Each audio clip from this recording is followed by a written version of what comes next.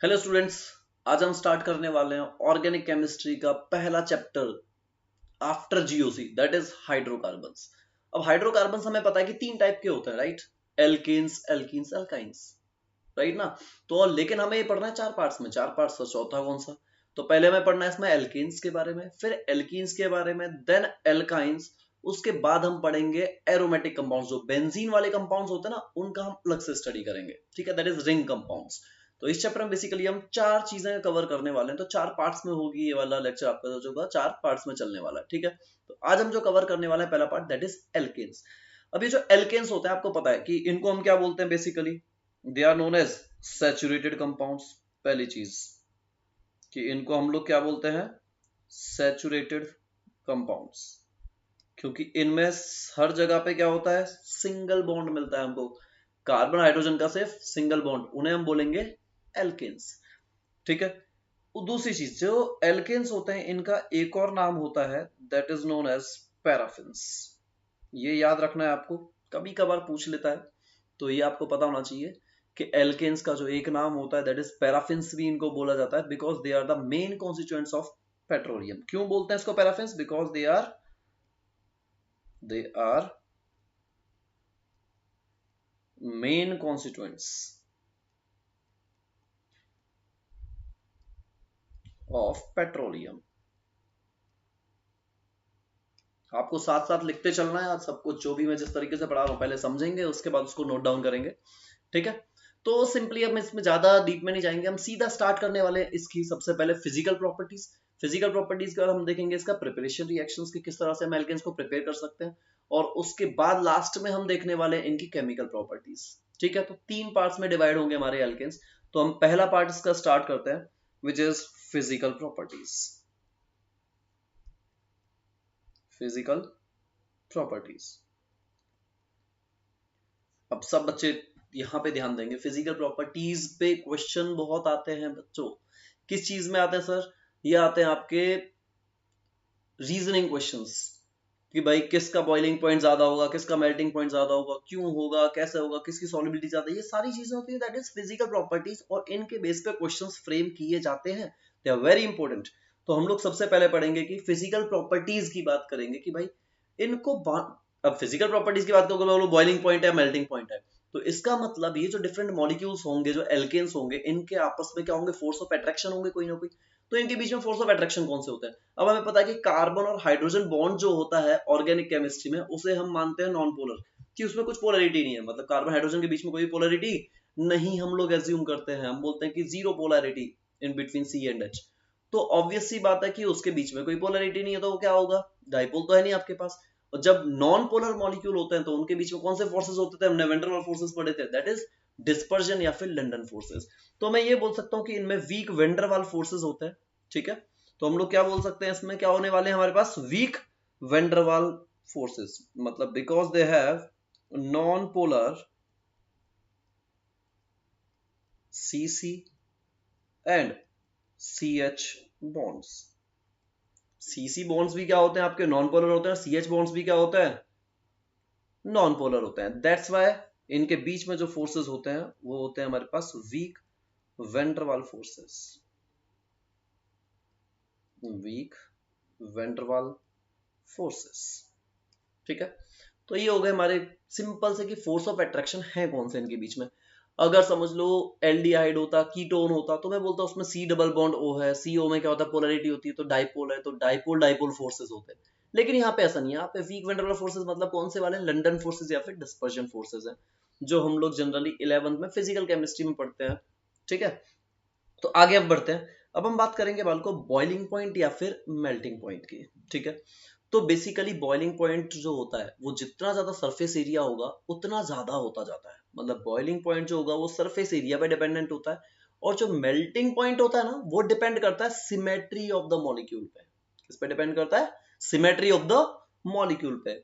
मतलब सबसे पहले तो मैं देखूंगा कि मान लो आपको कोई भी दो चेन दे दी उसने, लेट अस अज्यूम कि ये एक उसने दे दिया, एक कार्बन की चेन है, 4 कार्बन दिख रहे हैं, मतलब ब्यूटेन हो गया, और इसके बगल में 1 2 3 4 5, ये हो गया हमारे पास पेंटेन। अगर मैं बात करूं यहाँ पे बॉइलिंग पॉइंट की, कि भाई किसका बॉइलिंग पॉइंट ज्यादा होगा। तो किसका बॉइलिंग पॉइंट ज्यादा होगा? जिसका सरफेस एरिया ज्यादा होगा, मतलब जिसका मॉलिक्यूलर मास ज्यादा होगा, मैं ये भी बोल सकता हूँ। तो यहाँ पे बॉइलिंग पॉइंट जो होगा वो पेंटेन का ज्यादा होगा एज कम्पेयर टू ब्यूटेन। तो कभी भी याद रखना, जब भी हम लोग बॉइलिंग पॉइंट निकालेंगे पहले नंबर ऑफ कार्बन काउंट करने हैं। ज्यादा नंबर ऑफ कार्बन होंगे इसका मतलब उसका बॉइलिंग पॉइंट ज्यादा रहने वाला है। ठीक है।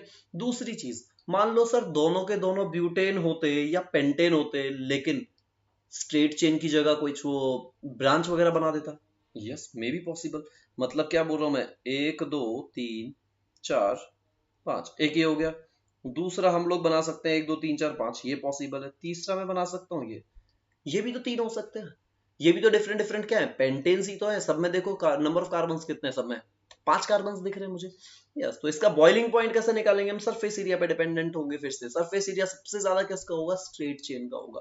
तो इसका मतलब इसका सरफेस एरिया ज्यादा है तो इसका बॉइलिंग पॉइंट सबसे ज्यादा, इसका उससे ज्यादा और इसका सबसे कम हो जाएगा। मतलब जितनी ब्रांचिंग बढ़ती जाएगी वैसे वैसे क्या होगा, सरफेस एरिया कम होता जाएगा और बॉइलिंग पॉइंट भी कम होता जाएगा। तो इसको हम नोट डाउन भी कर सकते हैं। कैसे कर सकते हैं? as branching increases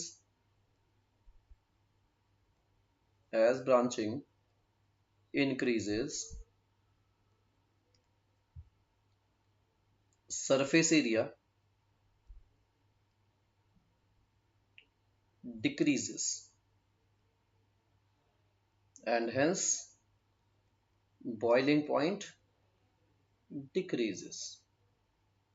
ठीक है, तो ये हो जाएगा हमारा बॉइलिंग पॉइंट का ट्रेंड इसके केस में। अब यही सेम केस होता है, और मैं बात करता हूँ ना मेल्टिंग पॉइंट की, यही सेम केस ले लेते हैं। देखो 1 2 3 4 5,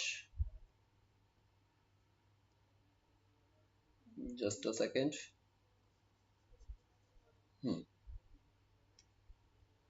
दूसरा मान लीजिए ये ब्रांचिंग करा दी, और तीसरा सेम इस तरह से होता। अब अगर मैं बात करता मेल्टिंग पॉइंट की, कि भाई मेल्टिंग पॉइंट का क्या ट्रेंड रहने वाला है इसमें। इसमें किसका ट्रेंड देखा हमने? बॉइलिंग पॉइंट का। इसमें भी हमने किसका ट्रेंड देखा? बॉइलिंग पॉइंट का। अब हम लोग ट्रेंड देखने वाले हैं मेल्टिंग पॉइंट का, कि मेल्टिंग पॉइंट किसका ज्यादा होगा। मेल्टिंग पॉइंट उसका ज्यादा सिमेट्रिकल होता है, और सिमेट्रिकल कब होगा? जितनी ज्यादा ब्रांचिंग होगी। अब देखो लास्ट वाला जो होगा ये सबसे ज्यादा सिमेट्रिकल दिख रहा है, ये उससे कम और ये सबसे कम। तो बेसिकली मैं ये बोल सकता हूँ कि मेल्टिंग और बॉइलिंग पॉइंट की जब हम बात करेंगे, बॉइलिंग पॉइंट जो हो रहा है वो सरफेस एरिया पे डिपेंडेंट है, और मेल्टिंग पॉइंट क्या कर रहा है? ब्रांचिंग पे डिपेंडेंट है। दो चीजें आपको ध्यान रखनी है। अच्छा सर, अगर समझ लो 1 कार्बन 2 कार्बन 3 कार्बन 4 5 6 जितने भी कार्बन हैं, और मैं बोलूं मेल्टिंग पॉइंट निकाला है, तो क्या वो भी मॉलिक्यूलर मास के अकॉर्डिंग इंक्रीज होता है या कुछ सीन होता है? इसका कुछ डिफरेंट केस है। तो यस बच्चों, that is a bit different. क्या डिफरेंट है ये देखेंगे अभी हम, कि भाई मेल्टिंग पॉइंट में किस तरह से फर्क पड़ा है। देखना ध्यान से समझेंगे। ये देखिए, मैं बोल सकता हूं कि एल्केन्स, ध्यान से सुनना क्या बोला जा रहा है, ये थोड़ा सा डिफरेंट है। Alkanes with even number of carbon atoms, alkanes with even number of carbon atoms have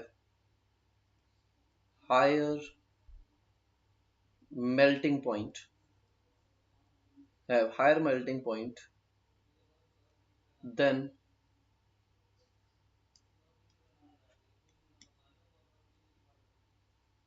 next lower and next higher alkanes having odd number of carbon atoms, having odd number of carbon atoms. ये क्या बोल रहा है? देखो ध्यान से सुनो। Even number of carbon atoms जो होते हैं ना बालको, उसका मेल्टिंग पॉइंट जो होता है ज्यादा होता है एज कंपेयर टू नेक्स्ट, जो मतलब इसके अगला नंबर ऑफ कार्बन बढ़ने वाले हैं, नेक्स्ट लोअर या नेक्स्ट हायर जो एल्केन्स होंगे जिनमें ऑड नंबर ऑफ इलेक्ट्रॉन्स होंगे। मतलब पूरा next lower and next higher, कम भी और ज्यादा भी, जिसमें ऑड इलेक्ट्रॉन्स होंगे या odd number of carbon atoms होंगे, सॉरी। तो याद रखना even number of carbon atoms का मेल्टिंग पॉइंट ज्यादा होता है as compare to odd number of carbon atoms. ये पॉइंट आपको ध्यान रखना, डायरेक्टली पूछ सकता है इसको एज इट इज स्टेटमेंट के बेस पे। इस पे क्वेश्चन फ्रेम करना इट्स नॉट दैट इजी कि उस पे क्वेश्चन फ्रेम करेगा, बट हाँ डायरेक्ट स्टेटमेंट आ सकती है कि yes even number of carbon atoms अगर होंगे तो उसका मेल्टिंग पॉइंट ज्यादा होगा as compare to odd number of carbon atoms. ठीक है, आई होप ये सबको याद रहेगा यहाँ तक। तो हम आगे बढ़ते हैं, अब सीधा टाइम वेस्ट नहीं करेंगे बिल्कुल, क्योंकि हमारे पास टाइम नहीं होता है उतना ज्यादा। ठीक है, तो हम सीधा आगे बढ़ेंगे अब प्रिपरेशन पे। क्या भाई एल्केन हमें करना है प्रिपेयर, तो एल्केन को प्रिपेयर कैसे किया जाए, हाँ सर ये सिखाओ, यहाँ से तो रिएक्शन स्टार्ट हो जाएंगी और हम यहीं फंसते हैं। कोई बात नहीं, आज देखते हैं कितने बच्चे फंसते हैं यहाँ पे। तो हम लोग स्टार्ट करेंगे preparation of alkanes. Preparation of alkanes में सबसे पहले we will start with reduction of alkyl halides. पहला जो हम स्टार्ट करने वाले हैं that is reduction of alkyl halides. ठीक है, अब ये देखना है हमको सबसे पहले reduction of alkyl halides. Alkyl halides क्या होती है कि कोई भी एल्केन है उसमें से मैं एक हाइड्रोजन निकाल के उसमें हेलोजन ज्वाइन कर दूं, तो उसे हम हेलो एल्केन या फिर एल्काइल हैलाइड बोलते हैं। अब एल्काइल हैलाइड मतलब मेरे पास क्या होगा, एक मैं बोलूंगा आर एक्स। एक्स क्या है हमारे पास, हेलोजन, कोई भी हेलोजन हो सकता है, फ्लोरीन, क्लोरीन, ब्रोमीन, आयोडीन, कोई भी। अब ये एक्स मुझे दिख रहा है यहाँ पे, इसको रिड्यूस करने का मतलब क्या है कि मुझे इसके अंदर भाई कुछ ना कुछ रिड्यूसिंग एजेंट, या मैं बोल सकता हूँ फिलहाल इसको रिएजेंट लिख देता हूँ, इसमें मुझे कुछ ना कुछ रिएजेंट डालना पड़ेगा। और ये क्या करेगा, एक्स को रिमूव करके एच को लगा देगा, मतलब ये कुछ ऐसा बन जाए, मुझे ये बनाना पड़ेगा। अब हमें पता है कि replacement of more electronegative atom, अगर मैं ज्यादा इलेक्ट्रोनेगेटिव एलिमेंट को हटा रहा हूं दैट इज नथिंग बट, क्या बोलते हैं उसको, जल्दी बताओ, रिडक्शन की बात कर रहे हैं हम लोग, हाँ या ना। एडिशन ऑफ इलेक्ट्रोनेगेटिव एलिमेंट क्या होता है, oxidation. Reduction of electronegative element क्या होगा, दैट इज रिडक्शन। तो ये है रिडक्शन ऑफ एल्काइल हैलाइड, क्योंकि हम यहाँ पे एक्स को रिमूव कर रहे हैं, या मैं इनडायरेक्टली ये भी बोल सकता हूँ हाइड्रोजन ऐड कर रहा हूँ। हाइड्रोजन ऐड करने को भी क्या बोलते हैं हम लोग, यस रिडक्शन बोलते हैं। अब बात करते हैं ये रिएजेंट जो है ना, यहाँ लिखा हुआ है, ये जो दिख रहा है आपको रिएजेंट, इस रिएजेंट की बात करेंगे कि सर ये रिएजेंट बताओ भाई क्या हो सकता है इसके अंदर। तो बाल को ध्यान देना, रिएजेंट मतलब यहाँ पे क्या होने वाला है हमारे पास, रिड्यूसिंग एजेंट्स, कोई भी रिड्यूसिंग एजेंट होगा। अब रिड्यूसिंग एजेंट तो बहुत सारे होते हैं, अब यहाँ पे हम कौन सा रिड्यूसिंग एजेंट यूज करें ये भी तो पता होना चाहिए। तो ये ध्यान रखना है आपको, कौन कौन से रिड्यूसिंग एजेंट्स यूज कर सकते हैं।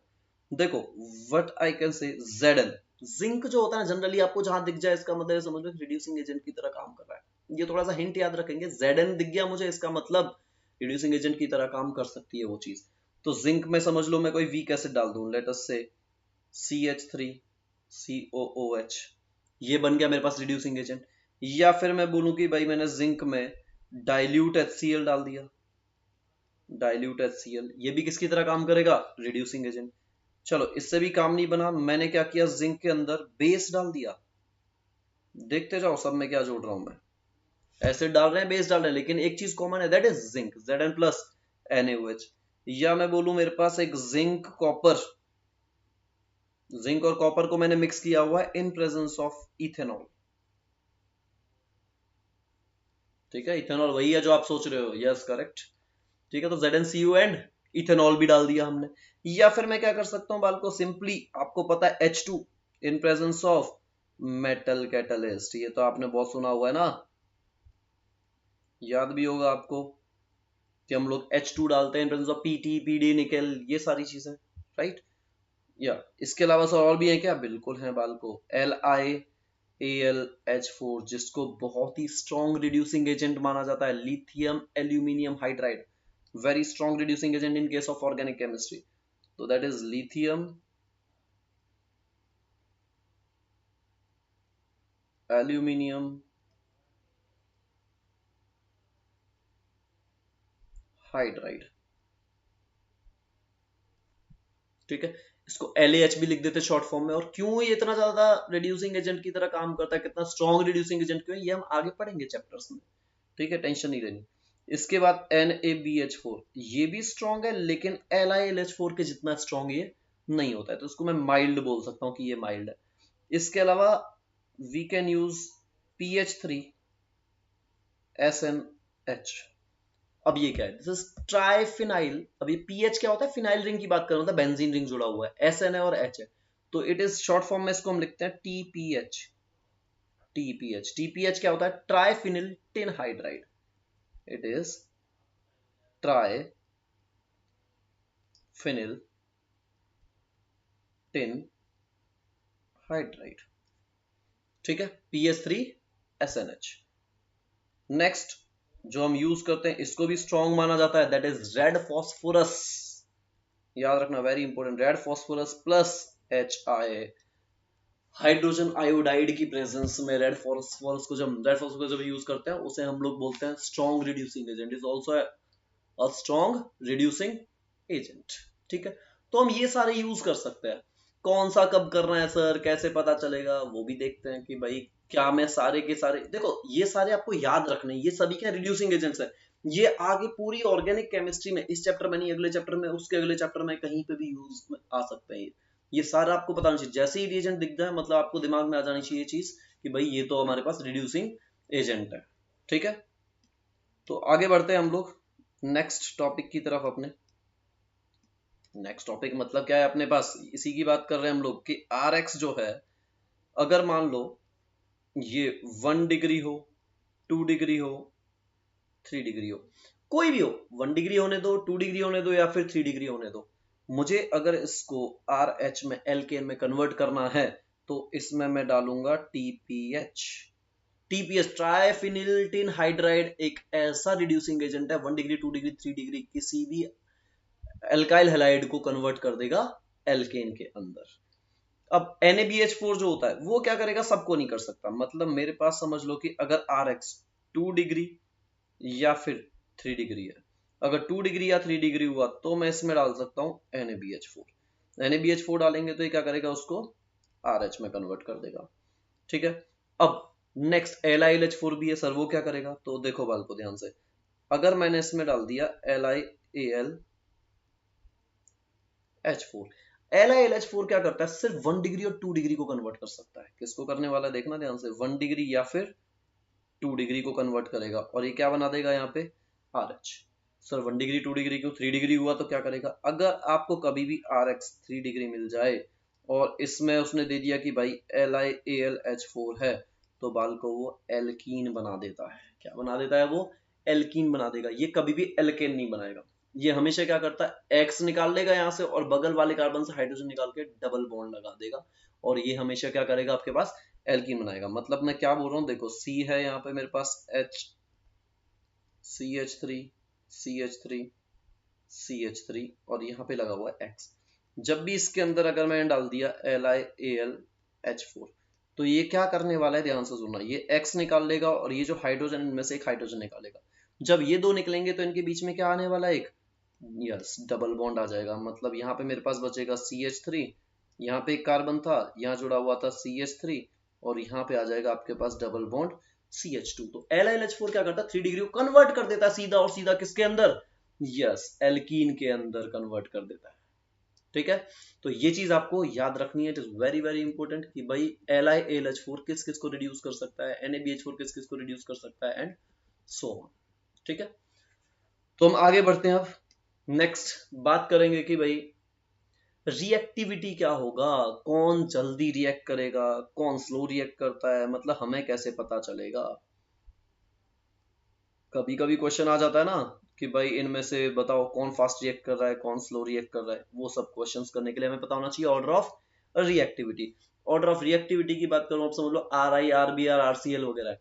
तो देखो याद रखना, कभी भी अगर हेलोजेंस अपने जैसे के साथ जुड़े हुए, मतलब F2, Cl2, Br2, I2 हुआ अगर, तो F2 सबसे जल्दी टूटता है, ठीक है। उसके बाद धीरे धीरे कम होता जाएगा वो। लेकिन अगर मुझे ये कोई भी हेलोजन किसी और ग्रुप के साथ जुड़ा हुआ दिख जाए, R के साथ हो या H के साथ हो, किसी के साथ, मतलब HF, HCl, HBr, HI हो, या फिर RF, RCl, RBr, RI, तो हमेशा RI सबसे पहले टूटता है, क्योंकि आयोडीन का साइज बहुत बड़ा होता है, और वो बॉन्ड डिफरेंस जो साइज डिफरेंस होगा दोनों एटम्स का, उसके से बॉन्ड लेंथ बढ़ जाती है, और जिसकी वजह से बॉन्ड वीक हो जाता है।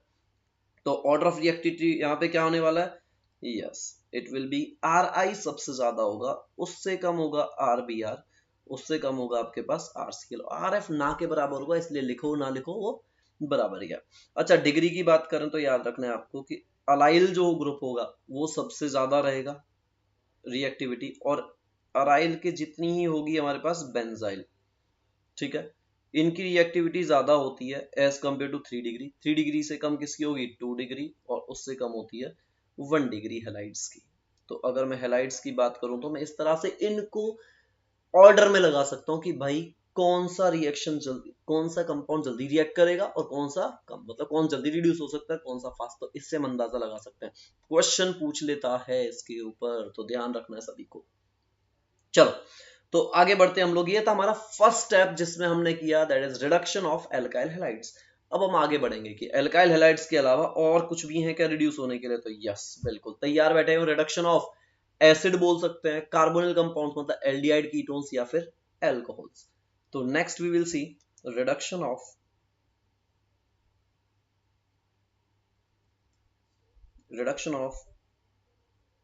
एल्कोहल्स,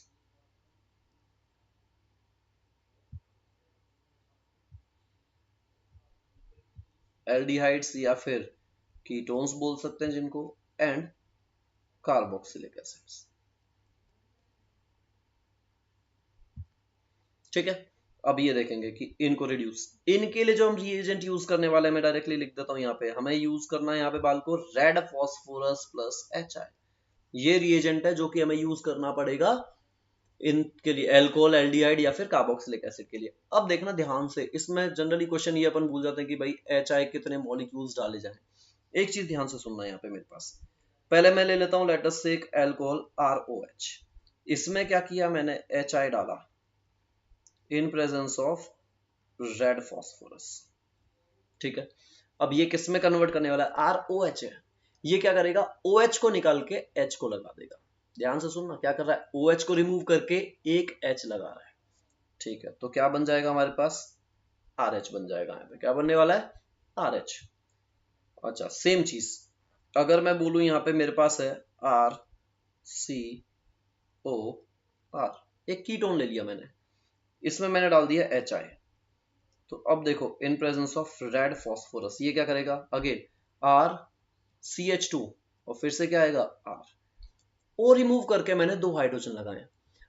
याद रखना है, ऊपर फर्स्ट रिएक्शन में मैंने क्या किया था? एक OH रिमूव किया था, एक H लगाया था। जितने H लगा रहे हैं उसके डबल HI यूज करने हैं हमको। ठीक है, याद करने का तरीका है। बाकी आप देख सकते हो रिएक्शन बैलेंस करते हैं तो आ जाता है वो। ठीक है, तो ज्यादा टेंशन नहीं लेना। याद रखने का है कि पहले केस में मैंने क्या किया, ये OH रिमूव करके मेरे को क्या करना था? एक H लगाना था, तो उसके डबल HI ले लिए मैंने। दूसरे केस में ये जो C डबल बॉन्ड O है, इसकी जगह मैंने 2 हाइड्रोजन लगाए। 2 हाइड्रोजन मतलब 2 का डबल कितना हो गया? 4। तो यहाँ पे आ जाएगा आपके पास 4HI। और अगर मैं बोलूंगा यहाँ पे RC एसिड ले लेते हैं, RCOOH plus HI in presence of red phosphorus. अब देखो ध्यान से, अब एसिड दिख रहा है तो CO को भी तोड़ेगा, OH को भी। OH की जगह H लगाएगा और O की जगह, मतलब ये क्या बनाने वाला है मेरे पास यहाँ पे? RCH3 बनाने वाला है। क्या बनाने वाला है? RCH3। 3 हाइड्रोजन लगाए इसने, 3 हाइड्रोजन लगाए तो HI कितने यूज होंगे उसके? Double, that is 6 HI use होंगे। ठीक है, तो ये तरीका है याद करने का कि कितने HI यूज हो रहे हैं और बैलेंस इक्वेशन का। ठीक है, तो याद रखना है कि ये तीनों बनेंगे, बाकी इनमें वाटर मॉलिक्यूल रिमूव होता रहता है, उसकी कोई दिक्कत नहीं है, वो आप बना सकते हो, बैलेंस कर सकते हो रिएक्शन। लेकिन यहाँ पे क्या होता है, इसके अंदर जो ईल्ड्स मिलती है ना आपको, they are not good.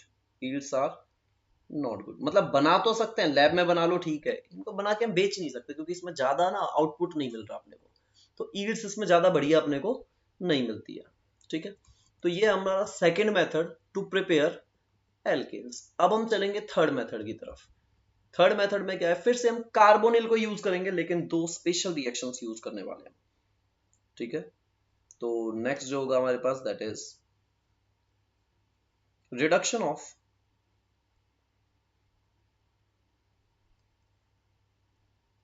Of carbonyl. Carbonyl मतलब हम बात कर रहे हैं C डबल बॉन्डों की,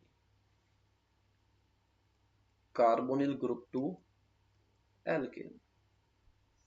अब देखना, कार्बोनिल ग्रुप को कन्वर्ट करना है अपने को। अब यहाँ पे 2 तरह की नेम रिएक्शन है, बेसिकली 2 तरह से मैं कर सकता हूं। पहली है मेरे पास, दैट इज क्लेमेंसन्स रिडक्शन बोलते हैं उसको, वेरी इंपॉर्टेंट। ये मान के चलो कि लगभग हर साल जो पेपर होता है इतनी शिफ्ट्स होती हैं, सबसे ज्यादा दिखने वाला क्वेश्चन इसी पे मिलता है, तो ये अच्छे से अपने को समझनी है। एक है हमारे पास क्लेमेंसन्स रिडक्शन, ठीक है, और जो दूसरे टाइप की रिएक्शन है इसी में, दोनों का काम सेम है। दूसरी होती है हमारे पास वुल्फ किश्नर, एंड दोनों उतनी ही इंपॉर्टेंट है। वुल्फ किश्नर रिडक्शन या फिर रिएक्शन बोल सकते हैं, ठीक है। एक है क्लेमेंसन और एक है वुल्फ किश्नर। अब दोनों में डिफरेंस क्या है? कुछ नहीं है, देखना सेम चीज बताऊंगा मैं। यहां पे है मेरे पास RCO, और यहां हमको रिड्यूस करना है ना, तो कार्बोनिल ग्रुप को C डबल बॉन्ड ले लिया, तो COR डैश। इसमें मुझे कुछ रिएजेंट डालना है और ये इसको कन्वर्ट कर देगा RCH2R डैश में। वुल्फ किश्नर भाई साहब क्या कर रहे हैं, RC double bond OR dash, इसमें मैंने कुछ डालना है जिससे मेरे पास बन जाएगा RCH2R डैश। देखो दोनों में सेम प्रोडक्ट बन रहा है, सेम रिएक्टेंट था, और उससे जब मैं प्रोडक्ट बना रहा हूं तो सेम है, लेकिन दोनों में रिएजेंट अलग अलग होता है। क्लेमेंसन में क्या होता है अपने पास, ZnHgHCl, यहाँ पे होता है अपने पास ZnHgHCl, और ये जो सेकंड रिएक्शन इसमें हम यूज करते हैं hydrogen. Hydrogen is NH2NH2, NH2NH2 लिख सकते हैं उसको, या फिर हम क्या लिख सकते हैं इसको डायरेक्टली N2H4 भी लिख सकते हैं, ठीक है, डिपेंड करेगा आपको। तो NH2NH2 in presence of base. अब याद कैसे रहेगा, कभी कभी हम क्लेमेंसन में NH2NH2 सोचने लग जाते हैं, वुल्फ किश्नर में हम ZnHg, तो याद रखने का तरीका है कि अपोजिट में याद रखो। क्लेमेंसन C से स्टार्ट है, वुल्फ किश्नर W से स्टार्ट है, देखना ध्यान से इधर। और ऑर्गेनिक में लगभग चीजें जो होती हैं थोड़ी सी उल्टी होती हैं, ये C से स्टार्ट है, ये W से स्टार्ट है, ये Z से स्टार्ट है, ये N से स्टार्ट है। मतलब जो वर्ड पहला स्टार्ट है, C से जो स्टार्ट है उसमें लास्ट वाला रिएजेंट जो Z आ रहा है, और जो लास्ट में आता है दैट इज W, उसके साथ पहला वाला रीजन जो कि N से स्टार्ट हो रहा है। ये जस्ट याद करने का तरीका है, ठीक है, ताकि इसमें कंफ्यूजन हो। बच्चे कंफ्यूज होते हैं इसके अंदर, एग्जाम टेम्परामेंट जब थोड़ा सा डिफरेंट होता है, थोड़ा सा टेंशन में होते हो, आपको याद नहीं आता यार क्लेमेंसन में कौन सा था, वुल्फ किश्नर, दोनों याद होती हैं, सब कुछ ठीक है, लेकिन रीजन्स हम लोग क्या करते हैं, अलट पलट कर देते हैं। तो इसलिए याद रखना है यहाँ पे कि C जो कम वाला है उसके साथ ज्यादा वाला, मतलब अल्फाबेटिकल ऑर्डर में जाएंगे तो, और ज्यादा वाले के साथ कम वाला, इस तरह से। अच्छा सर, ये दोनों रिएक्शन तो सेम काम कर रही हैं, वही रिएक्टेंट वही प्रोडक्ट, तो ये इन्होंने बीच में रिएजेंट अलग अलग क्यों ले लिया, जब एक से ही काम बन रहा था, दो अलग अलग क्यों? ठीक है, अब ये तो बहुत मुद्दे की बात है कि भाई ऐसा क्यों कर रहे हैं ये लोग। अच्छा ध्यान से समझो कि बाय चांस मान लो कोई ऐसा कंपाउंड दिया होता उसने, कि ये उसने दिया साइक्लोपेंटेन, इसमें उसने यहाँ पे लगा दिया OH, और यहाँ पे आपके पास उसने C डबल बॉन्ड OH, या फिर लेटर से CH3, कुछ भी, मतलब इस तरीके से कार्बोनिल। अब वो बोलता कि भाई इसको आप कन्वर्ट करो, ठीक है, इस टाइप का क्वेश्चन आया था एग्जाम में, CH2 CH3, और यहां पे मेरे पास OH, मतलब मुझे CO हटा के, CO की जगह क्या आ गया, H2 लगा दिया मैंने, O हटाया और H2 लग गया, मतलब रिड्यूस हो गया। अब यहां पे मैं कौन सा रिएजेंट यूज करूं, ZnHgHCl या फिर N2H4KOH, राइट। तो यहां पे आती है मुद्दे की बात कि करना क्या है यहाँ पे, अगर मैं इस वाली रिएक्शन में HCl यूज करने लग जाता, अगर मैं इसमें क्या यूज करने लग जाता, HCl यूज करने लग जाता, तो उससे एक बहुत भारी दिक्कत हो जाती। क्या दिक्कत हो जाती, कि ये एसिड जो है इसके पास है H+, इस ऑक्सीजन के पास है लोन पेयर, ये क्या करता है, इस पे अटैक करता, मतलब ये इसको उठा लेता। भाई OH जो है HCl के साथ रिएक्ट कर सकता है, मतलब अगर मैं HCl वाला रिएजेंट लूंगा तो वो OH को भी कन्वर्ट कर देगा, OH को रिमूव कर देगा, क्योंकि OH क्या है यहाँ पे हमारे पास, OH is acid sensitive group, it is acid sensitive group, इसलिए हम लोग HCl वाला रिएजेंट या एसिड वाला रिएजेंट यूज नहीं कर सकते। तो इस रिएक्शन के लिए सबसे बेस्ट क्या होगा हमारे पास, N2H4 and KOH will be our best choice we can say, ठीक है। तो ये चीज याद रखनी है, अगर कभी भी कंपाउंड ऐसा दिख जाए कि भाई एसिड सेंसिटिव ग्रुप है तो N2H4KOH यूज कर लो, अगर by chance base sensitive group दिख गया तो क्या यूज कर लेंगे हम लोग, ZnHgHCl यूज कर लेंगे, ठीक है। तो इसी टाइप का एक क्वेश्चन आया भी हुआ था मेंस में, अगर आप पीवाईक्यूज वगैरह करोगे तो आपको वो मिल भी जाएगा इजीली। ठीक है, तो अब हम आगे बढ़ते हैं। आई होप यहाँ तक आपको क्लियर होंगी चीजें। 3 स्टेप्स हम देख चुके हैं, या 3 मेथड्स देख चुके हैं एल्केन्स बनाने के लिए। ठीक है, अब हम चौथा देखने वाले हैं, दैट इज फोर्थ मेथड, आप लोगों का favourite, that is catalytic hydrogenation of alkenes and alkynes. Correct. तो अगला आप लोगों का फेवरेट है, क्या है? कैटालिटिक हाइड्रोजनेशन ऑफ एल्कीन्स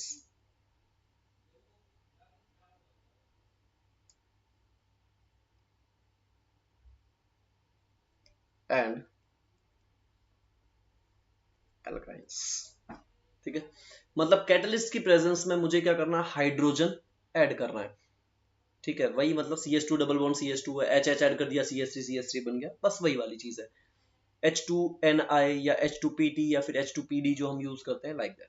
तो इसका एक नाम और है इस रिएक्शन का, दैट इज सेबेटियर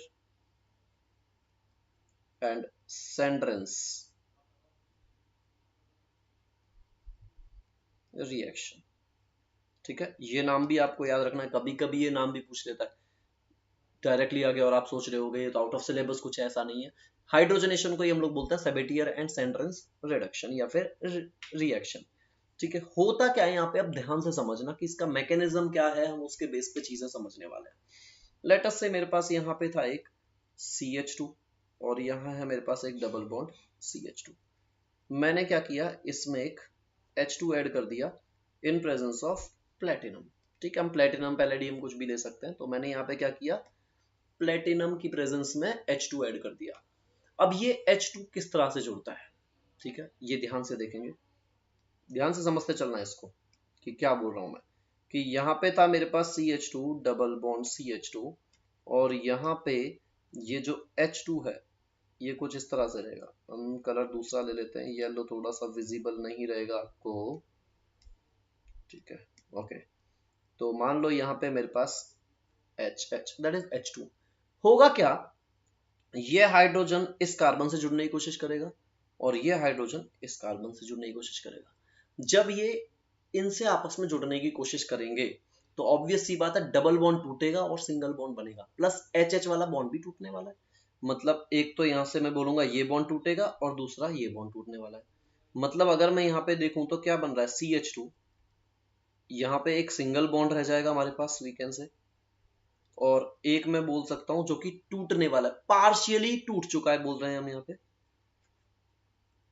ये क्या हो रहा है, पार्शियली फॉर्म हो गया इसके साथ लेटस से, ये वो बोल रहे हैं हम कि पार्शियली फॉर्म हो रहा है, और ये पार्शियली ब्रेक हो रहा है। तो ये जो स्टेज बनाना, ये जो आपको दिख रहा है, it is our transition state. ठीक है, ये होता है हमारे पास ट्रांजिशन स्टेट बोलते हैं जिसको हम। तो this is transition state. Transition state जो होता है ये कभी भी ज्यादा स्टेबल नहीं होता है, इनफैक्ट होता ही नहीं है, आपको कभी रिएक्शन में मिलेगा ही नहीं। इंटरमीडिएट जो होता है थोड़ा सा स्टेबल होता है, मतलब कार्बोकेटाइन कार्बन आयन रेडिकल वगैरह कुछ मिल रहा होता तो मैं बोलता है यस की चांस है मिल जाएगा। लेकिन ट्रांजिशन स्टेट क्या होता है, ये हाईली अनस्टेबल स्टेट होता है।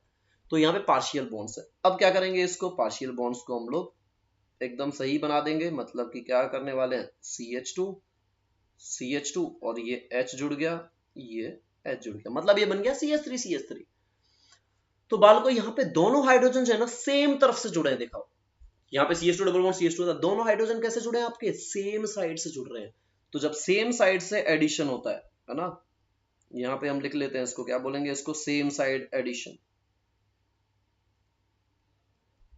सेम साइड एडिशन अगर होगा तो उसे हम बोलते हैं बाल को सिन एडिशन। इस एडिशन को बोला जाता है सिन एडिशन, याद रखना है, वेरी इंपॉर्टेंट। ठीक है, इसका मतलब जो हाइड्रोजनेशन होता है वो सिन एडिशन होता है, मतलब दोनों हाइड्रोजन जो जुड़ते हैं वो सेम साइड से जुड़ते हैं, तो दैट इज सिन एडिशन। ठीक है, ये आपको याद रखना, इट इज वेरी इंपॉर्टेंट, इसके बेस पर क्वेश्चन पूछ भी लेता है। दूसरी चीज में अगर देखूं, ये प्रोसेस एंडोथर्मिक होगी रिएक्शन जो हमने बनाई है, या फिर एक्सोथर्मिक। ध्यान से देखो, एक पाई बॉन्ड तोड़ा है, पाई बॉन्ड होता है वीक बॉन्ड, और 2 सिग्मा बना रहा हूँ। सिग्मा मतलब स्ट्रॉन्ग बॉन्ड बन रहा है। स्ट्रॉन्ग बॉन्ड बनने का मतलब क्या है अपने पास? स्ट्रॉन्ग बॉन्ड क्या होता है? एनर्जी बहुत ज्यादा रिलीज कर देगा अगर स्ट्रॉन्ग बॉन्ड बनाएंगे तो। मतलब मुझे तोड़ने के लिए ज्यादा एनर्जी नहीं लगी, लेकिन बनाते टाइम उस बहुत ज्यादा स्टेबल हो गया तो उसने एनर्जी रिलीज कर दी। मतलब ये क्या हो जाएगी रिएक्शन? एक्सोथर्मिक हो जाएगी। सो दिस रिएक्शन इज, हम बोल सकते हैं दूसरी चीज इसके बारे में, दैट इज ये क्या होने वाली है आपके पास? एक्सोथर्मिक रिएक्शन होने वाली है। क्यों एक्सोथर्मिक होने वाली है? क्योंकि ये एनर्जी को रिलीज कर देती है। रिएक्शन क्या करेगी? एनर्जी को रिलीज कर देगी। ठीक है, तो ये चीज आपको यहाँ पे याद रखनी है। अब जो कैटलिस्ट हमने यूज किए हैं वो क्या क्या यूज कर सकते हैं, एक बार उसकी भी बात कर लेते हैं। कि हमने एक दो तो देख लिया कि भाई H2PT दिख रहा है, PD दिख रहा है। कभी कभी ना ऐसे दिया होता है H2 in presence of Renee निकल दे सकता है। ठीक है, रेने निकल भी क्या होता है? कैटलिस्ट ही बेसिकली, कुछ ऐसा ज्यादा डिफरेंस नहीं है, बस वो थोड़ा सा बोल सकते हैं हम लोग पाउडर्ड फॉर्म में होता है तो ज्यादा सरफेस एरिया होता है, ज्यादा अच्छे से काम कर सकता है। तो मैं बोल सकता हूँ कि कभी कभार वो क्या करता है, आपको यहाँ पे रेने निकल भी दे सकता है। रेने निकल लिख के दे देगा। ठीक है, बात वही है। या फिर पीटी, या फिर पीडी, या फिर सिंपली निकेल भी हो सकता है। तो H2 in presence of these all. ठीक है, ये होता है हमारे पास रिएजेंट। किसके लिए? हाइड्रोजन ऐड करने के लिए। तो मैं इसको हाइड्रोजनेशन बोलूंगा। क्या बोलेंगे इसको अपन? हाइड्रोजनेशन। तो कैटालिटिक हाइड्रोजनेशन ऑफ एल्कीन्स या एल्काइंस जो भी होंगी, ये आई थिंक आपको क्लियर होगा। ठीक है, अब हम आगे बढ़ते हैं, थोड़ा सा और आगे चलते हैं। नेक्स्ट टाइप की रिएक्शन देखते हैं। अब हमने 4 टाइप की रिएक्शंस देख ली हैं, अब हम 5वीं देखेंगे। 5वीं है हमारे पास ग्रिग्नार्ड रिएजेंट से बनाएंगे। बाल को ग्रिग्नार्ड रिएजेंट ना बहुत इंपॉर्टेंट है, ये आपको लगभग हर चैप्टर में मिलेगा। और इसकी रिएक्शंस बहुत ज्यादा सिंपल, मतलब कोई दिक्कत की बात ही नहीं है। तो अगला जो हमें देखना है that is from Grignard reagent. ठीक है, अब देखो ग्रिग्नार्ड रिएजेंट बनेगा कैसे। मेरे पास लेटस से है RX plus Mg, RX plus Mg in presence of ether. RX plus Mg in presence of ether. जब भी ऐसा कुछ होगा कि मैंने RX के अंदर एक मेटल डाल दिया, खासकर Mg रहता है या Li रहता है, तो Mg अगर मैंने डाल दिया इन प्रेजेंस ऑफ ईथर, तो ये क्या बना लेगा बाल को? RMgX। ये बना लेता है RMgX, जिसमें R के ऊपर डेल नेगेटिव चार्ज और Mg के ऊपर होता है डेल पॉजिटिव चार्ज। तो ये ऑर्गेनोमेटेलिक कंपाउंड है। ऑर्गेनिक कंपाउंड और मेटल के साथ जुड़ा है तो इसको हम बोलते हैं organometallic. So it is organometallic compound. Organometallic compound बोल देंगे इसको हम। और ये जो ऑर्गेनोमेटेलिक कंपाउंड होता है RMgX जो आपको दिख रहा है, इसी को हम बोलते हैं बाल को ग्रिग्नार्ड रिएजेंट। यही हमारे पास क्या है? Grignard reagent. बहुत ही सिंपल रिएक्शन होती है क्योंकि इसमें मुझे डेल पॉजिटिव मिल गया, डेल नेगेटिव। अब पता है नेगेटिव पॉजिटिव के पास जाएगा और पॉजिटिव नेगेटिव के पास जाता है। ठीक है, सो ये बहुत सिंपल होने वाला है। कैसे सिंपल होने वाला है देखना ध्यान से, एकदम ध्यान से देखते जाएंगे सर। कि यहां पे मैंने क्या किया, एक RMg, एक काम करते हैं कुछ डिफाइन ही कर लेते हैं। R क्या लेना? CH3 ले लेते हैं। ठीक है, तो CH3MgX। अब ये है मेरे पास डेल नेगेटिव और ये है मेरे पास डेल पॉजिटिव। इसकी रिएक्शंस देखना बाल को। देखो CH3 के ऊपर डेल नेगेटिव चार्ज है, इसको जिस कंपाउंड में भी H प्लस मिल जाएगा ये H प्लस उठा लेगा और क्या बना देगा? CH4। मगर मान लो मैंने ले लिया HOH, दैट इज वाटर। अब ये क्या करेगा?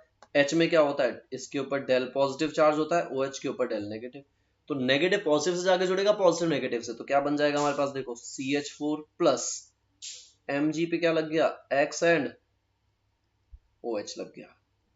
ठीक है, सिमिलरली HOH की जगह मैं एल्कोहल यूज कर सकता हूँ ROH। ROH में भी H होता है, H उठा लेगा, अगेन क्या बनेगा? ये CH4।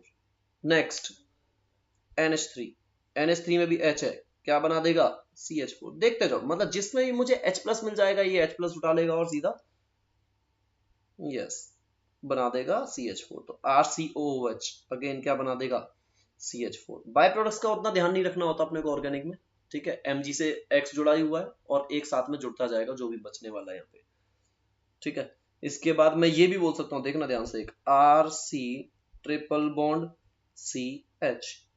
ये जो एल्काइंस होते हैं ना, टर्मिनल एल्काइंस, इनका हाइड्रोजन भी एसिडिक होता है। ठीक है, तो ये जो H दिख रहा है याद रखना, यहाँ पे लिख सकते हो आप लोग कि terminal hydrogen in alkynes are acidic. Acidic मतलब ये H+ की फॉर्म में निकल सकता है। याद रखना जब भी टर्मिनल पे हाइड्रोजन आ गया एल्काइंस के अंदर, मतलब टर्मिनल एल्काइन की बात कर रहा हूँ, वो हाइड्रोजन क्या होता है? एसिडिक। मतलब ये इससे भी H उठा सकता है और ये क्या बना देगा? CH4 बना देगा। ठीक है, तो इस तरह से इसकी रिएक्शन होती है, बहुत ही सिंपल रिएक्शन है, ज्यादा कुछ है भी नहीं। नेगेटिव पॉजिटिव के पास जाता है, पॉजिटिव नेगेटिव के साथ। जरूरी नहीं ये वाले रिएजेंट्स थे, और भी दे सकता है, बस हमको ध्यान क्या देना है वहां पे, वो H+ को उठाएगा वहां से। तो H+ पे ध्यान देना है आपको कि H+ किस किस में, जिसमें H+ मिलेगा वहीं से आपको क्या करना है? रिमूव कर देना है इसको। H को रिमूव करना है और सीधा CH4 बना देगा। C2H5 होता तो ऑब्वियसली बात है C2H6 बना देता, मतलब इथेन बन सकता था, लाइक दैट। ठीक है, तो नेक्स्ट मेथड बहुत ही सिंपल मेथड है, that is hydrolysis of carbides.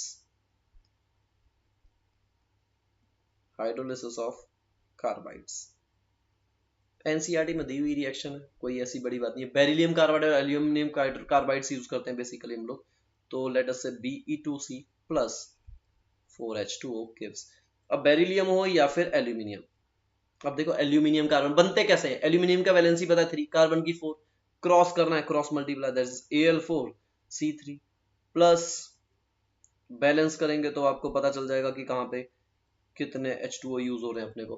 तो यहाँ पे मैं बोलूंगा 4H2 और यहाँ पे 12H2। 4H2 यूज किया तो क्या बनाने वाला है? ये एक कार्बन है ना यहाँ पे, तो एक ही कार्बन का क्या बन जाएगा? 4 H जोड़ के बना देगा CH4 प्लस Be क्या करेगा? OH से, मतलब क्रॉस मल्टीप्लाई करना है। Be पॉजिटिव होता है, carbon negative, hydrogen positive, OH negative, positive को नेगेटिव के साथ जोड़ना है, नेगेटिव को पॉजिटिव के साथ जोड़ना है। तो एक तो बन जाएगा मेरे पास Be जो होगा ये उठाएगा 2 OH को, तो BeOH ट्वाइस, 2 Be थे तो अपने पास 2 BeOH ट्वाइस। इस तरह से बैलेंस करोगे तो यू विल गेट दिस। ठीक है, सेकंड एल्यूमिनियम। अब ये C3 दिख रहा है, मतलब ये नहीं कि प्रोपेन बना देगा, Al4C3 है लेकिन तीनों कार्बन अलग अलग है, तो 3 मीथेन बनाएगा यहाँ पे, ये चीज याद रखनी है। तो ये क्या बनाएगा? 3CH4, बनना मीथेन ही है यहाँ पे। ठीक है, 3CH4 प्लस एल्यूमिनियम कितने बन जाएंगे? AlOH थ्राइस, 4 थे इसलिए बन गए हमारे पास 4, बन गए हमारे पास एल्यूमिनियम हाइड्रोक्साइड। ठीक है, आई होप ये आपको समझ में आ रहा है। सब लोगों को बता देना है बच्चों को कि हाँ भाई ऐसा कुछ चल रहा है, कि मजा आ रहा है एकदम, ऑर्गेनिक केमिस्ट्री पढ़ रहे हैं हम लोग। ठीक है ना? यस।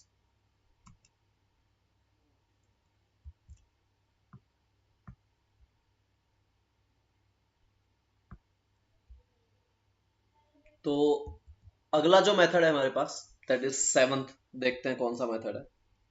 ये भी बहुत इंपॉर्टेंट मेथड है, मतलब बेसिकली इस पे क्वेश्चन मिलते हैं। ठीक है, तो ये ध्यान देना थोड़ा सा अच्छे से। 7 जो है दैट इज डी कार्बोक्सिलेशन। क्या करना है हमने को? डी कार्बोक्सिल ग्रुप मतलब CO2 ग्रुप की बात कर रहा है यहाँ पे। डी कार्बोक्सिलेशन मतलब CO2 को रिमूव करना है, डी कार्बोक्सिलेशन ऑफ RCOOH। ठीक है, so next method 7th is D carboxylation of RCOOH। मतलब मुझे क्या करना है? सिर्फ CO2 को रिमूव करना है। जब CO2 हट जाएगा तो बीच में क्या बच जाएगा? देखो ध्यान से, RH बच जाएगा। Very simple. इसका एक और नाम है, इसे हम लोग सोडा लाइम डीकार्बोक्सिलेशन भी बोलते हैं। इसे हम बोलेंगे सोडा लाइम डीकार्बोक्सिलेशन। ठीक है, ये भी बोला जाता है सोडा लाइम डीकार्बोक्सिलेशन। मतलब क्या डाल रहे हैं हम लोग? सोडा मतलब किसकी बात कर रहा है? ये NaOH प्लस CaO की बात कर रहा है, इनकी बात कर रहा है, ये यूज कर रहे हैं हमको। और इन दोनों के डालते ही क्या हो जाता है? CO2 रिमूव हो जाता है और हमें क्या मिलता है सीधा? यस, दैट इज RH मिल जाता है, मतलब हमें सिंपली एल्केन मिल जाता है। अब देखो यहाँ पे हो क्या रहा है, ध्यान से देखना। ठीक है, तो लेट अस से मेरे पास यहाँ पे RCOOH है, उसमें मैंने क्या किया? NaOH plus CaO, that is soda lime डाल दिया, और थोड़ा सा इसको गुनगुना कर देंगे, मतलब हीट कर देंगे थोड़ा सा। ठीक है, तो CO2 बाहर निकल जाएगा, बचेगा क्या अपने पास? RH, दैट इज एल्केन बन जाता है यहाँ पे डायरेक्टली। अब आप बोलोगे सर ये हो कैसा रहा है, मैकेनिज्म कैसे रहेगा इसका? ठीक है, मैकेनिज्म की तरफ ध्यान देंगे इसका। देखना ध्यान से, मैकेनिज्म बहुत इंपॉर्टेंट चीज है। जेई का पेपर देने के लिए तो बाल को आपको ना थोड़ा मैकेनिज्म पता होना चाहिए। ठीक है, कि भाई कैसे क्या होगा, क्योंकि सारी रिएक्शंस याद रखना थोड़ा डिफिकल्ट हो जाता है और क्वेश्चन थोड़ा सा ऐसा होता है कि डायरेक्टली सॉल्व नहीं हो पाता, तो मैकेनिज्म याद होना चाहिए। हाँ, नीट वाले जो क्वेश्चंस होते हैं वो डायरेक्टली आ जाते हैं, तो मैकेनिज्म उतना ज्यादा नहीं पूछता, एक आध जगह पे पूछता है, मैं बता दूंगा आपको कहाँ पे पूछता है, अदरवाइज कहीं जरूरत नहीं पड़ेगी। बट जो जेई वाले हैं उन्हें मैकेनिज्म अच्छे से पता होने चाहिए सारे के सारे। ठीक है, तो देखो हो क्या रहा है यहाँ पे, ये जो मेरे पास था RCOOH, जब इसमें मैंने NaOH डाला, ठीक है, NaOH के अपने पास बेस क्या करेगा, यहाँ से H प्लस को उठा लेगा, H प्लस को उठाएगा तो क्या बना लेगा, H2O बाहर निकल जाएगा, मतलब मेरे को यहाँ पे मिलने वाला RCOO माइनस Na प्लस, ये मिल जाएगा, that is sodium carboxylate ion मिल गया। अब ये जो सोडियम कार्बोक्सिलेट आयन है, इसमें मुझे पता है दो साइड्स नजर आ रही हैं क्लियरली, ऑक्सीजन होता है डेल नेगेटिव, कार्बन होता है डेल पॉजिटिव, राइट। अब क्या करेंगे, ये दो साइड नजर आ रही है, तो अब जो मेरे पास मैं बोल सकता हूँ बेस है, मतलब OH माइनस है उसके पास, OH माइनस देता है ना बेस, ये OH माइनस माइनस चार्ज है, मतलब कहाँ अटैक करेगा, पॉजिटिव वाले पे, तो ये क्या करता है, इस पॉजिटिव वाले पे अटैक करता है। याद रखना ये जो एरो बनाते हैं ना, हमेशा नेगेटिव से पॉजिटिव की तरफ जाता है, ये कभी भी पॉजिटिव से नेगेटिव की तरफ नहीं जाएगा। ये जैसे ही यहाँ पे जाएगा, कार्बन के 5 बॉन्ड्स हो जाएंगे, कार्बन पागल हो जाएगा, कार्बन पागल हो जाएगा तो एक बॉन्ड तोड़ना पड़ेगा, तो वो क्या करता है, यहाँ से एक बॉन्ड तोड़ के ऑक्सीजन को दे देता है। तो देखो क्या बन गया हमारे पास, RC, यहाँ पे है मेरे पास O माइनस Na प्लस, यहाँ पे क्या जुड़ गया मेरे पास OH, और ऊपर क्या जुड़ गया O माइनस, O माइनस को स्टेबलाइज कर रहा होगा Na प्लस अगेन, इस तरीके से बन जाता है ये, ध्यान से देखना। अब ये जो O माइनस चार्ज है, अब ये चार्ज यहाँ से वापस आएगा, देखना ध्यान से, ये जो O माइनस वाला चार्ज है ये यहाँ वापस आएगा अपना, दोबारा से डबल बॉन्ड बनाएगा, जैसे ही बनाएगा कार्बन के बॉन्ड्स फिर से ज्यादा हो जाएंगे, तो वो क्या करेगा, इस बार R को तोड़ देगा यहाँ से, देखना ध्यान से R कैसे निकल रहा है यहाँ पे, ये जैसे ही इधर गया तो मेरे पास ये बन गया R माइनस, R माइनस को स्टेबिलाइज कौन कर रहा होगा बाल को, Na प्लस, और साथ में क्या मिल गया मुझे यहाँ पे CO, O minus Na plus, और यहाँ पे मेरे पास है OH, ठीक है, यही बच रहा है ना यहाँ पे, देखना ध्यान से, यस। अब यहाँ जो OH है, अब ये जो R माइनस दिख रहा है आपको, माइनस है मतलब इसको चाहिए पॉजिटिव चार्ज कहीं से, और ये जो OH है इसमें H क्या होता है, यस पॉजिटिव चार्ज होता है उसके पास, तो ये क्या करेगा, R माइनस यहाँ से हाइड्रोजन को उठा लेगा, जैसे ये यहाँ से हाइड्रोजन को उठाएगा, देखना क्या होगा, इसने हाइड्रोजन को उठाया, ये बन गया RH जो हमें बनाना था, और क्या बच गया देखो ध्यान से जरा, क्या बच गया वहां पे C, जिसके पास O माइनस, जिसको स्टेबलाइज करेगा Na, यहाँ पे भी O माइनस Na प्लस, और यहाँ पे क्या है मेरे पास डबल बॉन्ड, तो अगर मैं देखूं ध्यान से तो ये क्या बन गया बालको, यहाँ पे Na2CO3 बन गया है, Na2CO3 बन चुका है।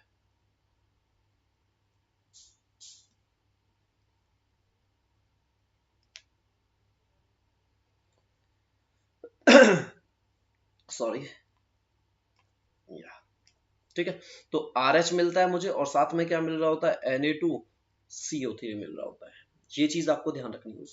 अब आप बोलोगे सर बाकी सब तो ठीक है, मजा आ गया, लेकिन ये CaO भाई साहब क्यों डाले थे, ये तो कहीं दिखे ही नहीं, है ना, यस। तो यही क्वेश्चन बन जाता है कि भाई ये क्या करने वाला है, तो इसको नोट करके लिख लेंगे हम कि CaO क्या कर रहा है, पूछ सकता है ना कि इस रिएक्शन में भाई CaO क्या करता है, CaO क्या क्या रोल है, तो याद रखना है CaO जो रहेगा हमारे पास यहाँ पे, CaO is used to keep NaOH dry, NaOH को हमें ड्राई रखना पड़ेगा बाल को, क्योंकि आपको पता है हाइग्रोस्कोपिक है, पानी के साथ रिएक्ट कर सकता है, तो NaOH ड्राई रहे इसलिए हम लोग CaO डाल रहे हैं, बाकी CaO का कोई काम नहीं है यहाँ पे, ठीक है, तो ये चीज याद रखनी है आपको, it is very very important. अच्छा, क्या हमेशा ऐसा होगा सर NaOH CaO डालना पड़ेगा, बिना इसके भी हो सकता है क्या, तो यस, लेकिन उसके लिए कंडीशन है, क्या है, बीटा अनसैचुरेटेड एसिड्स होने चाहिए, क्या होने चाहिए हमारे पास, beta unsaturated, beta unsaturated acid होना चाहिए, सिंपली हीट करने से CO2 बाहर निकल जाता है, मतलब डीकार्बोक्सिलेशन हो जाता है, मतलब क्या हुआ इसका, देखना ध्यान से, लेट अस से मैं ऐसा कुछ बना देता हूं, डबल बॉन्ड O OH, और यहां मैंने एक डबल बॉन्ड O लगा दिया, ठीक है, इसको बीटा कीटो एसिड भी बोलते हैं, या फिर हम बोल सकते हैं इसको beta unsaturated acid. Beta unsaturated क्यों बोल रहे हैं, देखना जहां पे COOH है उस कार्बन को बोलेंगे अल्फा। ये अल्फा कार्बन हो गया क्योंकि इस पे COOH ग्रुप जो है ये जुड़ा हुआ है, देखो ध्यान से, है ना, ये ग्रुप जुड़ा हुआ है, इसलिए हम इसको बोल रहे हैं अल्फा कार्बन। ठीक है, इसके बाद इसके जो बगल वाला होगा वो क्या होता है, बीटा। तो बाल को बीटा पे अनसैचुरेटेड, मतलब कि जिस कार्बन पे COOH लगा हुआ है उसके बीटा पे अनसैचुरेशन है, मतलब कि वहां पे डबल बॉन्ड मुझे दिख रहा है, डबल बॉन्ड O। ठीक है, इसको बीटा कीटो एसिड भी बोलते हैं, क्योंकि कीटो ग्रुप भी बोल सकते हैं C डबल बॉन्ड को। अगर ऐसा कुछ दिखता है तो यहां से डायरेक्टली ये CO2 बाहर निकल जाता है। सिंपली हीट करने से, सिंपली क्या करना पड़ेगा आपको, इसको सिर्फ हीट कर दो तो ये क्या बच जाएगा, देखो यहां सिर्फ C डबल बॉन्ड ऐसे बच जाएगा। ठीक है, ध्यान से समझना है इस चीज को। अब बोलोगे कि ये कैसे हुआ भाई, CO2 कैसे निकला, मैकेनिज्म्स अगेन वेरी इंपॉर्टेंट। चलो क्वेश्चन इसको मतलब कि एक बार देखते हैं मैकेनिज्म के बेस पे कि ये कैसे पॉसिबल है, कैसे प्रोसीड कर सकते हैं। ठीक है, लेट अस से मेरे पास यहाँ पे था CH3, देखना ध्यान से, वही बनाऊंगा same to same, CH3 C double bond O, फिर इस पे लगा था मेरे पास CH2, उस CH2 पे फिर मैंने लगा दिया है C डबल बॉन्ड O, और यहाँ पे मेरे पास है O एंड H। ऐसा ही कुछ कंपाउंड है ना। अब देखना यहाँ पे ट्रांसफर होता किस तरह से इलेक्ट्रॉन्स का, दैट इज वेरी इंपॉर्टेंट। अब ये जो ऑक्सीजन है ये क्या करेगा, यहाँ से इलेक्ट्रॉन लेके H को इलेक्ट्रॉन दे देगा और H को उठा लेगा। ये क्या करेगा, H को उठा लेगा। जब यहाँ से उठाएगा तो ये बॉन्ड टूटेगा, यहाँ चला गया, ये चला गया, तो देखो C ने पहले ही डबल बॉन्ड बना रखा है, एक और डबल बॉन्ड हो, मतलब CO2 तो स्टेबल होता है, CO2 बोलेगा भाई मैं तो अलग निकलने के लिए तैयार हूँ। तो ऑब्वियस सी बात है ये वाला बॉन्ड टूटेगा और यहाँ पे चला जाएगा। मतलब मेरे पास क्या बना यहाँ पे, देखना सिंपली रीअरेंजमेंट जैसा कुछ तो हो रहा है, CH3C, और यहाँ पे क्या आ गया मेरे पास बाल को। अब इसको एक ट्रांजिशन स्टेट के तौर पे बना लेते हैं पहले हम, ठीक है। मतलब मुझे पता है कि यहाँ सिंगल बॉन्ड ओ रहने वाला है, लेकिन एक बॉन्ड टूटने वाला है, तो वो हो गया मेरे पास पार्शियल बॉन्ड। ठीक है, ये ऑक्सीजन इस हाइड्रोजन के साथ पार्शियल बॉन्ड मतलब कि बनाने वाला है, करेक्ट। ये जो OH का बॉन्ड था ये टूटने वाला है, ये मैंने ऐसे बना दिया। यहाँ पे एक बॉन्ड तो पूरा है, दूसरा बॉन्ड एक बनने वाला है। देखते जाओ, जो मैं बनाने वाला हूँ या तोड़ने वाला हूँ उनको डॉट लाइन से हम रिप्रेजेंट कर रहे हैं। ठीक है, यहाँ पे C double bond O as it is है। अब यहाँ पे क्या है, एक तो CH2 एज इट इज था और दूसरा बनने वाला एक बॉन्ड, और ये वाला बॉन्ड एक टूटने वाला है। तो ये कभी कभार पूछ लेता है कि भाई ट्रांजिशन स्टेट क्या होगा, तो ये जो मुझे दिख रहा है ना बीच में बाल को, this is my transition state. Intermediate नहीं है, क्या ये ट्रांजिशन स्टेट है। यस, तो जब ये अंडरगो होगा अब मेरे पास क्या बन जाएगा, हमारा जो प्रॉपर प्रोडक्ट था दैट इज CH3C, यहाँ पे आ गया आपके पास OH और यहाँ आ गया डबल बॉन्ड CH2। और जब भी ऐसा कुछ बनेगा तो अब मैं इसका कर सकता हूँ टॉटोमेरिज्म। अब किया जा सकता है इसका टॉटोमेरिज्म। टॉटोमेरिज्म में क्या होता था आपको पता है, ये H यहाँ जाता है, डबल बॉन्ड यहाँ जाता है, तो ये क्या बन जाएगा CH3C डबल बॉन्ड O, और यहाँ पे CH3, देखो सेम प्रोडक्ट बना है। तो ये है इसका मैकेनिज्म, दैट इज कि अगर बीटा कीटो एसिड या बीटा अनसैचुरेटेड एसिड है तो उसको हम सिंपली हीट करके CO2 बाहर निकाल सकते हैं, डीकार्बोक्सिलेशन हम उसका करा सकते हैं। ठीक है, चलो एक क्वेश्चन करके देखते हैं इसके बेस पे। लेट अस से कि आपको एक काजू कतली दी हुई है, काजू कतली मतलब साइक्लोब्यूटेन, ये काजू कतली दी हुई है, यहाँ पे मेरे पास है COOH और इसी पे जुड़ा हुआ है एक और COOH, सेम जगह पे मैंने इसको हीट किया तो क्या बनेगा। उसके बाद इसके अंदर मैंने डाल दिया NaOH और फिर हीट किया उसको, तो क्या बनेगा। ठीक है, ये सिंपल सा क्वेश्चन है, पॉज करके आप इसको सॉल्व कर सकते हो। तो देखो ध्यान से, अगर मैं देखूँ ना यहाँ पे, देखना इधर, ये जो COOH है, लेट अस से ये मैंने रेफरेंस ले लिया, तो ये अल्फा कार्बन, ये हो गया बीटा। तो ऑब्वियस सी बात है यहाँ से CO2 गायब हो जाएगा, ये CO2 गायब हो जाएगा, मतलब ये काजू कतली पे बस एक COOH बचने वाला है आपके पास। और जब NaOH हीट डालते हैं अब तो ये बीटा कीटो एसिड नहीं बचा, अब ऑब्वियस सी बात है सोडा एंड डीकार्बोक्सिलेशन करना पड़ेगा। तो अब क्या हो जाएगा, दूसरा COOH भी हट जाएगा और आपको प्योर क्या मिल गया, काजू कतली मिल गई, आप खा सकते हो, दैट इज साइक्लोब्यूटेन। ठीक है, तो ये मिल जाता है, सिंपल से क्वेश्चंस आते हैं, इसमें से ज्यादा कोई डीपली क्वेश्चन नहीं आएगा, इसी टाइप का आएगा, बहुत ही सिंपल और बेसिक सा। ठीक है, तो बाकी मैं लिंक भी शेयर करूंगा, ये नोट्स आपको मिल जाएंगे, ठीक है ना, लिंक बहुत ही जल्दी मैं शेयर कर दूंगा, तो आप डिस्क्रिप्शन बॉक्स से उनको ले सकते हो और आराम से उसको स्टडी कर सकते हो। ठीक है, चलो आगे बढ़ते हैं हम लोग नेक्स्ट मेथड की तरफ, दैट इज कोल्ब्स इलेक्ट्रोलिसिस। अब ये भी ऐसा है जो कि आपको बहुत जगह पे मिलता है, मतलब वेरी इंपॉर्टेंट रिएक्शन, बहुत जगह पे, कोई इसको कोल्बेज रिएक्शन बोलता है, कोई इसको कोल्ब्स रिएक्शन बोलता है, तो कुछ भी बोल लो, कोई दिक्कत नहीं, हमें बस आना चाहिए कि है क्या। ठीक है, यहां पे भी काम वही होने वाला है, क्या होने वाला है बाल को, डीकार्बोक्सिलेशन।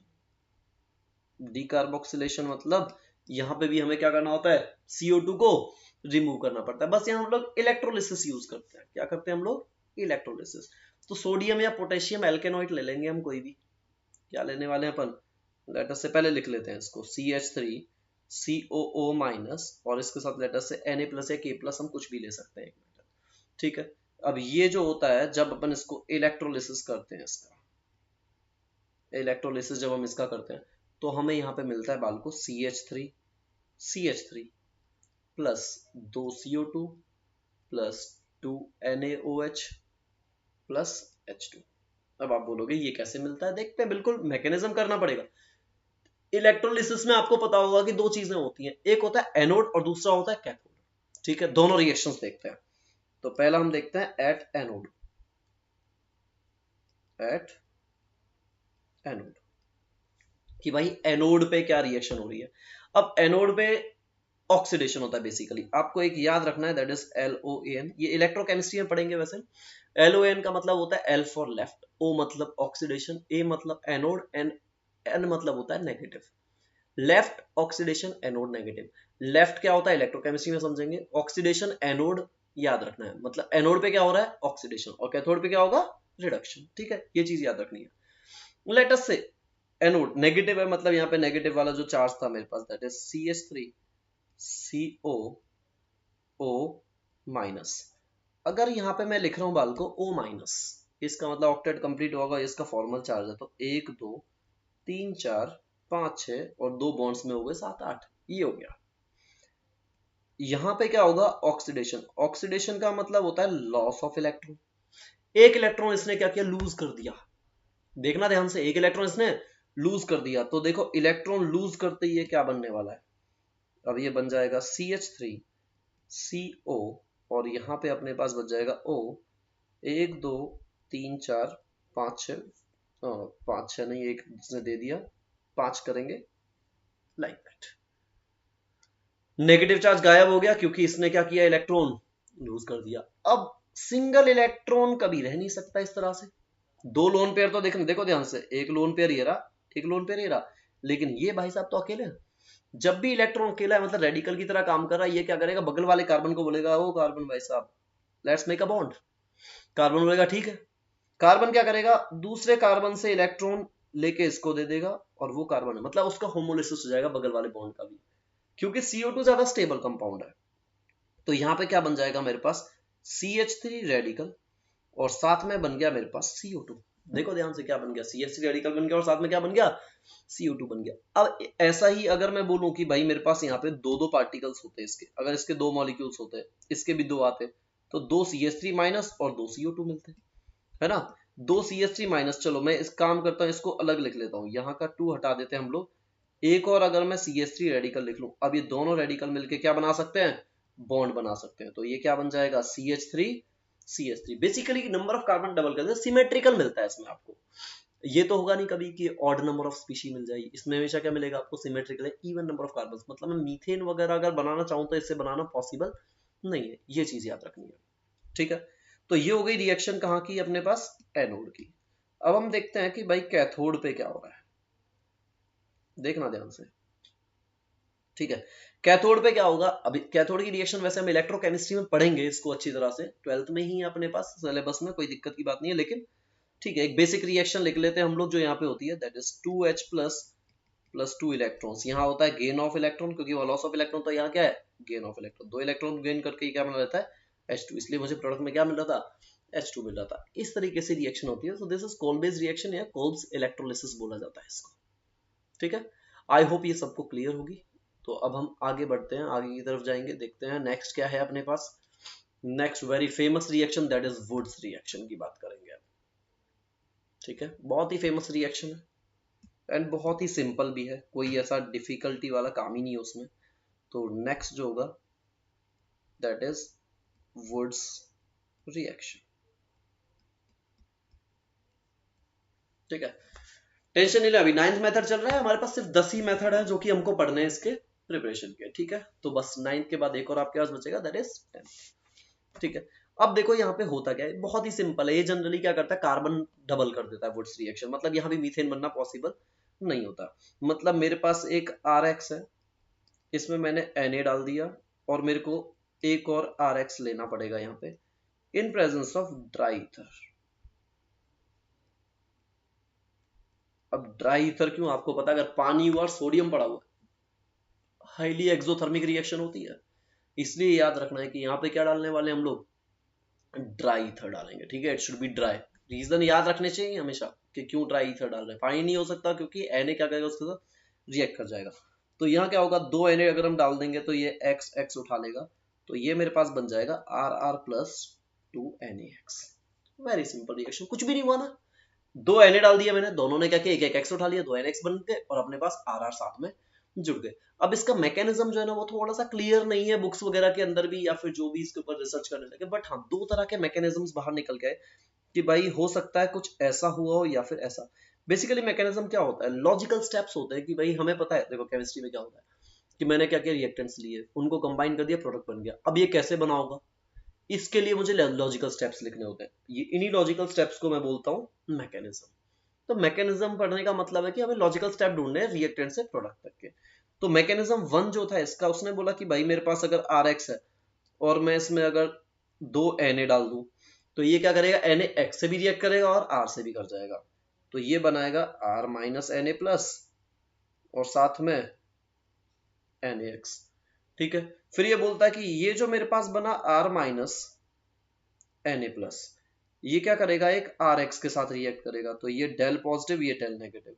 अब हमें पता है नेगेटिव वाला कहाँ जाएगा, पॉजिटिव के पास, और ये नेगेटिव वाला इसके पास, तो क्या बन जाएगा RR प्लस NaX। एक तो ये मैकेनिज्म प्रपोज किया गया। ठीक है, दूसरा जो मैकेनिज्म था, मैकेनिज्म नंबर 2, वो क्या था, थोड़ा सा रेडिकल मैकेनिज्म है वो। ठीक है, तो याद रखना रेडिकल मैकेनिज्म जनरली दिया होता है।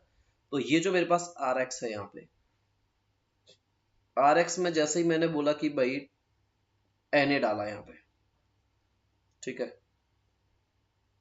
तो ये क्या करेगा, Na जो है यहाँ पे, एक काम करते हैं, बैलेंस इसको बाद में करेंगे, हम ऐसे लिख लेते हैं।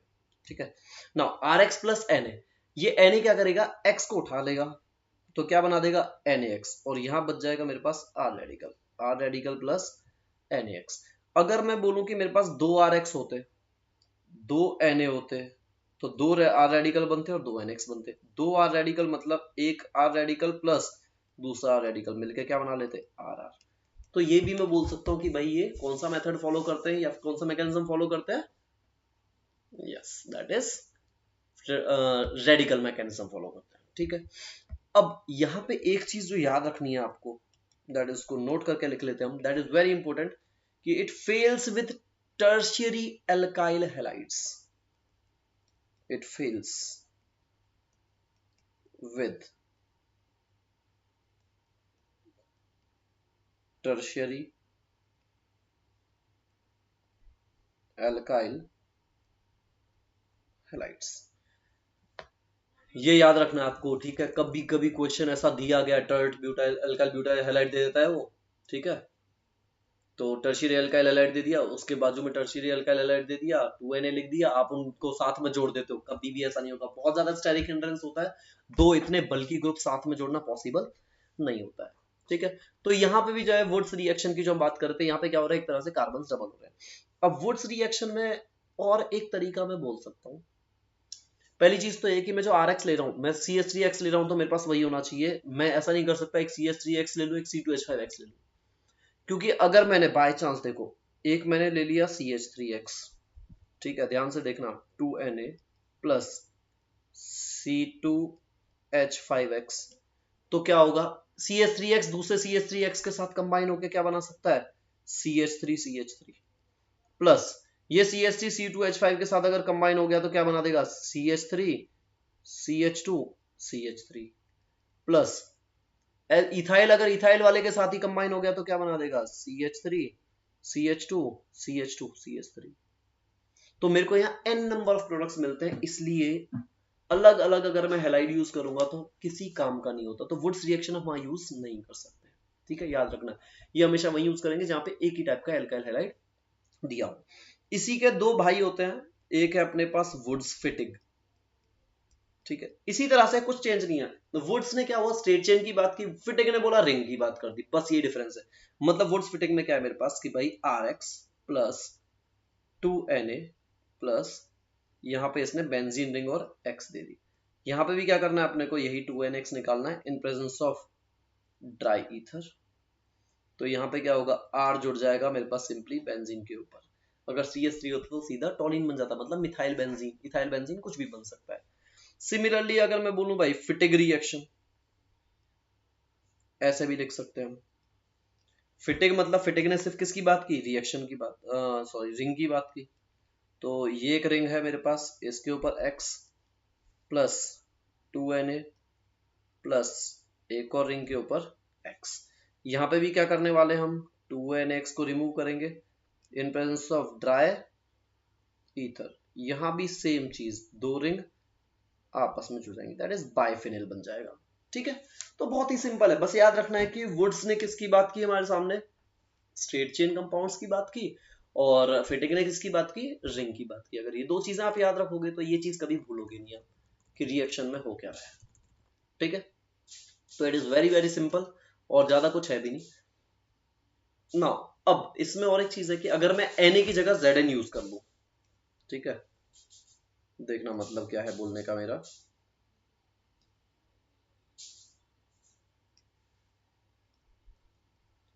if Zn is used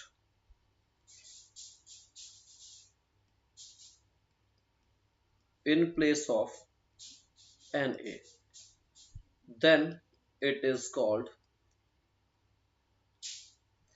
Frankland reaction बोलते हैं उसको। ठीक है, नाम अलग है, काम वही है।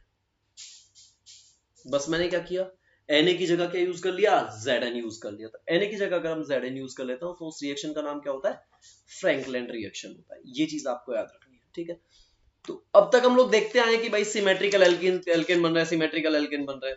अब मैं बोलूं मेरे को असिमेट्रिकल बनाना है, तो क्या करेंगे, तो एक बहुत ही फेमस रिएक्शन है जिसे हम लोग बोलते हैं Corey House synthesis. Corey House alkane synthesis या फिर simply synthesis, Corey House synthesis. इसमें क्या होता है देखना ध्यान से, स्टेप बाय स्टेप चलते हैं। पहला step, CH3Br plus 2Li in presence of dry ether. थोड़ी देर पहले ऐसी ही रिएक्शन देखी थी। अब ये दो Li है, एक CH3 के साथ जुड़ेगा, एक Br के साथ जुड़ेगा, तो ये क्या बना लेगा, CH3Br, sorry CH3Li plus LiBr, ये बन गया। अब ये जो मेरे पास बन रहा है यहाँ पे CH3Li, ये जो बना यहाँ पे मेरे पास CH3Li,